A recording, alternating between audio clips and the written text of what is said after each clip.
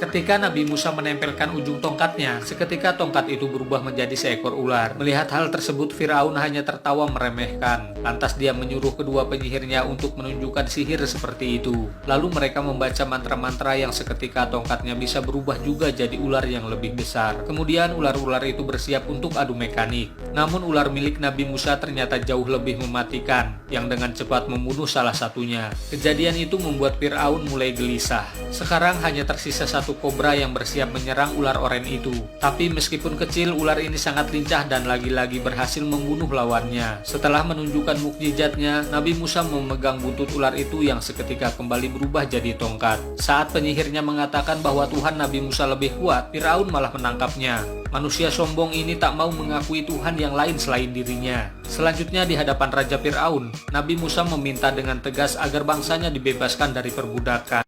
Raja Firaun terkejut melihat air di istananya yang tiba-tiba berubah jadi darah. Begitu pula sumur-sumur para penduduk Mesir juga ikut-ikutan terdampak. Dan yang lebih mencengangkan, seluruh air di sungai Nil yang awalnya jernih seketika berwarna merah mengerikan. Kejadian ini disebabkan oleh kesombongan Firaun yang telah berani menantang Tuhan yang Maha Esa. Bukannya bertobat, manusia ini malah menyuruh penyihirnya untuk menyelesaikan permasalahan tersebut. Namun tidak ada satupun yang bisa melakukannya. Akibat dari kejadian itu, Firaun mulai kebingungan karena bencana demi bencana datang silih berganti. Pada awalnya negeri Mesir dilanda oleh wabah kodok. Seluruh wilayahnya dipenuhi oleh hewan amfibi itu. Belum juga mereda, muncul lagi wabah lalat yang menjijikan hingga menyebabkan banyak kuda-kuda peliharaan mati. Ditambah lagi penduduknya terserang penyakit cacar yang mematikan. Namun seolah belum cukup, kini jutaan hama belalang menyerbu Mesir untuk menghancurkan persediaan pangan mereka. Semua bencana itu jelas peringatan dari Sang Maha Kuasa. Akan tetapi Raja Firaun tetap menentang kehendaknya dengan mengaku sebagai Tuhan.